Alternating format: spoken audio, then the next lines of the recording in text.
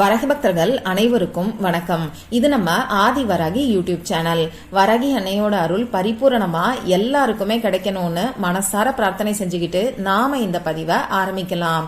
இன்னைக்கு இந்த பதிவுல ஜனவரி மாசத்தோட முதல் நாள், அதாவது 2024வது வருஷத்தோட முதல் நாள் திங்கட்கிழமை அன்னைக்கு காலையில நாம எந்திரிச்ச உடனேயே சொல்ல வேண்டிய ஒரு வார்த்தைய பத்தி தான் நாம பார்க்க போறோம்.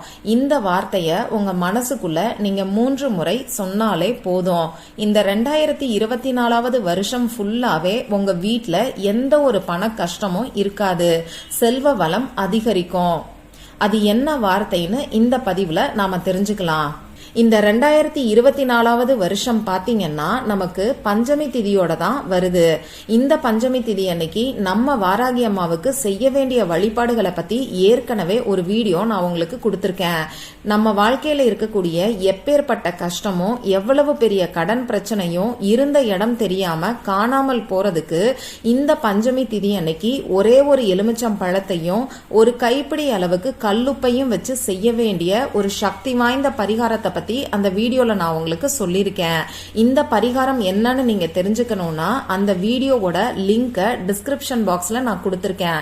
அந்த லிங்கை நீங்க கிளிக் பண்ணி பாருங்க. நிச்சயமா அது உங்க எல்லாருக்குமே யூஸ்ஃபுல்லா தான் இருக்கும்.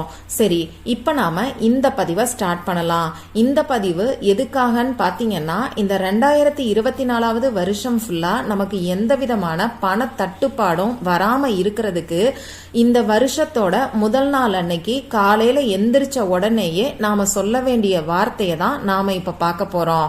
இப்ப நான் சொல்ல போற இந்த வார்த்தைய நீங்க முழு நம்பிக்கையோட இந்த வருஷத்தோட முதல் நாள் அன்னைக்கு காலையில எந்திரிச்ச உடனேயே சொல்லும் போது நிச்சயமா இந்த வருஷம் ஃபுல்லா உங்க வீட்டுல பணமழை பொழியும்.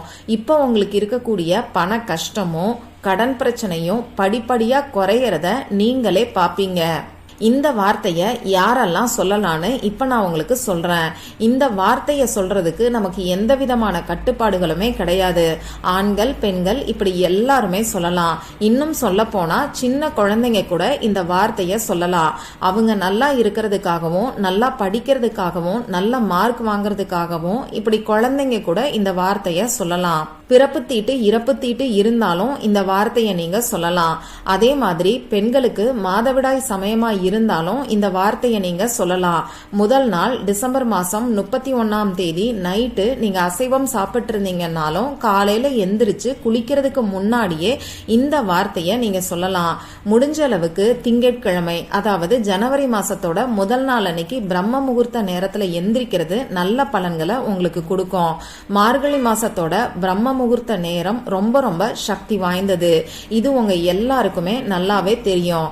நாம இந்த நேரத்துல செய்யக்கூடிய வழிபாடுகளுக்கும் பரிகாரங்களுக்கும் நமக்கு கை மேல பலன் கிடைக்கும். அந்த வகையில இப்ப நான் சொல்ல போற இந்த வார்த்தைய காலையில பிரம்ம முகூர்த்த நேரத்துல எந்திரிச்சிட்டு உங்க மனசுக்குள்ள நீங்க சொல்லுங்க. இப்படி பிரம்ம முகூர்த்த நேரத்துல எந்திரிக்க முடியாதவங்க காலையில நீங்க எப்ப எந்திரிப்பீங்களோ அந்த டைம்ல இந்த வார்த்தைய நீங்க சொல்லலாம். நீங்க பெட்டை விட்டு எந்திரிக்கிறதுக்கு முன்னாடியே உங்க மனசுக்குள்ள இப்ப நான் சொல்ல போற வார்த்தைய சொல்லுங்க.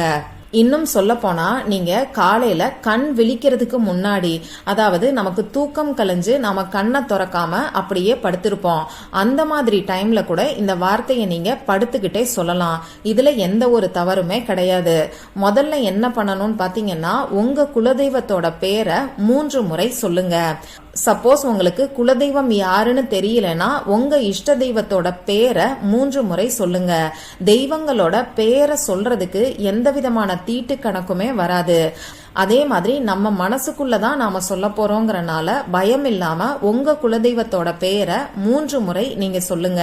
அதுக்கப்புறமா இப்ப நான் ஸ்கிரீன்ல கொடுத்திருக்கக்கூடிய வார்த்தைய 3 முறை நீங்க சொல்லுங்க. அந்த வார்த்தை என்னன்னு நானும் உங்களுக்கு சொல்லி காமிக்கிறேன். Divine magic begin now. Divine magic begin now.